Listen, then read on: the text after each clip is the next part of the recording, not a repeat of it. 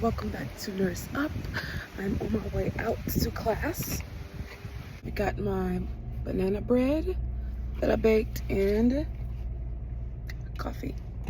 Let me gather myself. Alright, so it's early, a little earlier, and yeah, it's just about, it's not even 8 o'clock yet.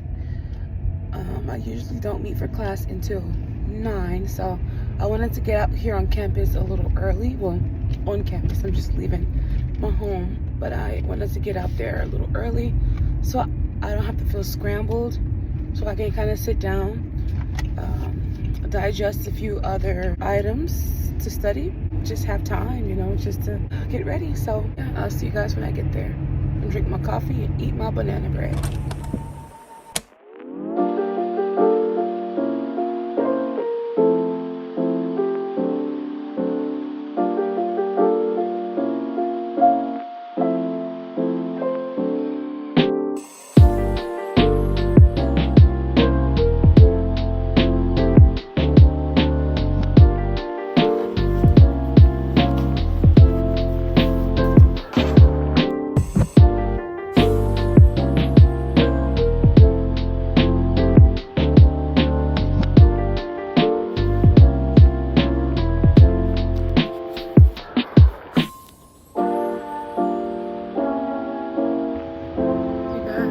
I do not have good news.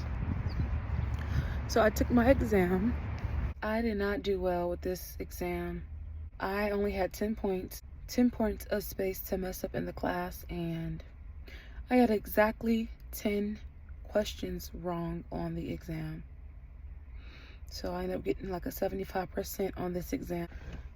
Now, this is pretty scary, but I guess it's not really setting in that I literally have no more mess ups, and I don't want to defeat myself before time, because yes, I believe that anything can happen. I believe in miracles, but I also feel like I really put a lot into studying for this exam, and I still end up getting a C. This was not, I did not want to have to start out missing my one opportunity to kind of hang into the nursing program. Last exam to sum up everything in the class is coming.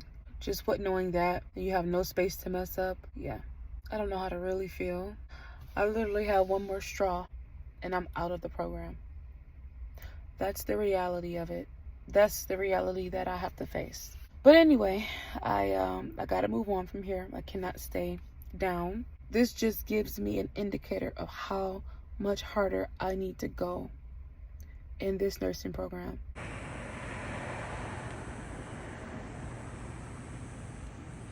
Okay, so I am just at home.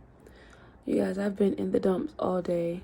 To say, oh, it's gonna be alright is much appreciated, but it's easier said than done. Like, I just kind of looked up some videos with people that have been in my situation, and just looking at the victory in it, you know, looking at them overcoming the failure of a class in nursing school. Try not to be as hard on myself, because I know that they say it's a whole nother way of learning and thinking, and it really is. Really work harder. I don't have any room to really mess up from here on out, like after this class. My professor did update the tests, and instead of 10 wrong, I've got 9 wrong, but that still gives me 1 point in the class. Yeah, just dealing with it. It's reality. It happens, but like I said, I'm bringing you guys along the journey and not wanting to sugarcoat or leave things out. This is just where I am. So, yeah, I am going to get up early tomorrow, and I'm going to work on my case study. Mine will probably be 8 to 9 pages long, and then you get 20 points. She did say it was labor intensive, but there should be no points missed with that. Okay, so I am in the middle of doing my case study, and I am going to read it to you guys to see what you think, if I need to change anything. My patient is Mrs. Margaret Brown, admitted with deep vein thrombosis in her right lower extremity. Mrs. Brown also has a history of congestive heart failure, glaucoma, and high cholesterol. She has started treatment recently for strep throat. Her assessment findings are that she is AAO3, vital signs, blood pressure is 140/88, heart rate 54, respirations 18, temperature 99.2. She is complaining of pain that is mild in her lower right extremity with a score of 5. Her heart rate and its rhythm is regular and her lungs are clear to auscultation. Mrs. Margaret Brown has redness extending from her ankle to mid-calf that is warm and red in her lower right extremity. There is no pedal pulse from her right lower extremity. At this time of assessment, I am going to target treating her congestive heart failure with digoxin. That will help with bringing down the hypertension, but we'll check the heart rate every day to ensure that the heart rate is at least 60 beats per minute. Also, I will be targeting the edema by releasing the fluids with diuretics, hydrochlorothiazide, and furosemide. The hydrochlorothiazide will help with maintaining potassium, and furosemide will help to treat the patient's glaucoma.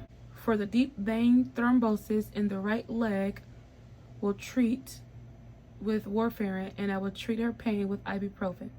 To treat the high cholesterol, she will take atorvastatin. The amoxicillin will help to treat her strep throat and also increase her heart rate, which is tachycardia. As for omeprazole and pantoprazole, which are PPIs, these two medicines will interact with the warfarin that is prescribed to help with the patient's treatment of deep vein thrombosis. I will contact or notify the patient's physician of this counteraction to see if the patient needs an alternative. I'll just contact the physician. So tell me what you guys think. If I need to reword something. I've never done a case study in using the APA format, so this is quite new and I feel like I'm so nervous and I'm being very careful. I'm like emailing my professor so many questions about it because I just don't want to lose points. Like, this is an easy point. These are easy points to get, and if I can like avoid some mess ups, some errors, I want to do that. So yeah, this is already 9 pages long and I'm not done. It might come out to 10 or 11 pages. I have 9 total medications and I've already did the research and everything for about 4. Let me see. No, I did it for 5, so I have 4 left. So yeah, I'm gonna finish, and then I have assessments and teaching plans, and I gotta make sure I put my references in alphabetical order, and I have to do the hanging indent for all of them. So this is a lot of work for these 20 points, but I'm willing. But this is kind of fun because you kind of get to see how everything connects, how the medicines you gotta watch for, like the PPIs, the 2 medicines, they will interact with the warfarin. I think, yeah, I said that in my report. So I was able to like pick up on that as I was like looking. I was trying to remember, okay, these are for GERD's disease, but like it doesn't say that the patient has that. So I did email my professor on like, okay, why is the patient taking something that it doesn't say in her history she has? And she was basically saying that that's between like the healthcare provider and the patient, that we don't really get off into that. But I did notify the physician like, hey, well, this is going to mess with her medicine that's supposed to be treating her DVT. So, and then he'll probably look and say, oh, why is she still taking that? You know, this was for the ulcers, we treated that, and that's my thinking. But my main goal was to make sure it did not interfere with the furosemide. No, it's the warfarin. So yeah, but that's it. I'm in much better spirits today. I'm just moving forward, and yeah, that's all you can do in life when you stumble upon things. So just moving forward. It is a beautiful day outside. Plan to be able to go for a walk or something. It's Friday. I want to be done working. I'm going to get this off my back and be able to breathe for the weekend. So that's what I plan to do. I will be done. And I will see you guys maybe later. Oh my gosh. So it's 12:19, you guys. I'm at 12 pages with this case. It was 8 pages. I'm at 12. And I'm hungry, so I'm eating wheat thins. Sun-dried tomato and basil. And then I got some soup on the stove. Something a little light. And I have green tea cooling off. Decaf, because it's very late. So yeah, you guys, it's worth 20 points. I just can't believe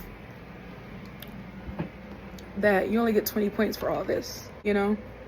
Just gotta finish strong. And to think that I might have to do this class again. And to do this paper again, I'm really trying to make light of it, because it's just like what's moping around gonna do for you? You know what I mean? So, yeah. I know. I had a classmate text me as well. She said that she didn't do well on the last exam, and she's scared that she might not be able to pass the class either. So it's just a couple of us going through it, and that kind of makes me feel less like dumb, because you know what I mean, like some of the people were getting very high grades, but I know that you cannot compare yourself to anyone, because I ended up finding out that the girl had, like, the woman, she had like 2 bachelor's degrees. And so I was like, wow, so she's used to like going to college, going to school. She's used to all that. So you can never compare yourself to anybody, because you just don't know where someone is in life. Even though you were all ending up in nursing school together. So yeah, this is like my favorite shirt. I know you guys have seen me with this a few times. I do have a lot of clothes, but I've been gaining weight since, you know, the nursing school journey. And ladies, you know, sometimes you just want to kind of hide. So I do clean it, I do wash it.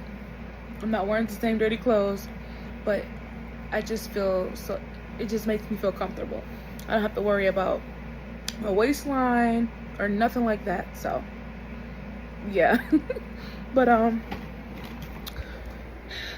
yeah, you guys, so I just don't know what's going to be next in this chapter. Soup is boiling over. It's just about done. Canned soups doesn't take that long to cook. I really just need to warm them up. I was craving a fresh salad. A fresh, juicy chicken salad. With vegetables and grilled chicken and fresh, clean lettuce, tomatoes, maybe some peppers, some onions. But where am I getting that at midnight? And I don't have the ingredients for it. So that's going to be on my list. Probably just make a big thing of it and then eat from it.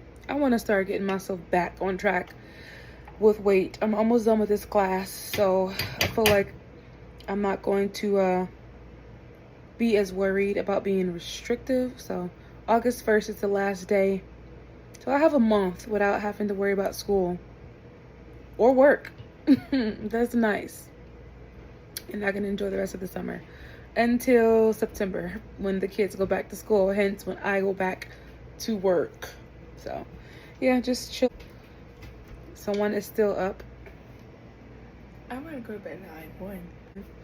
So yeah, we have a cool event going on tomorrow, so we both need to be asleep. But I'm gonna eat the soup, and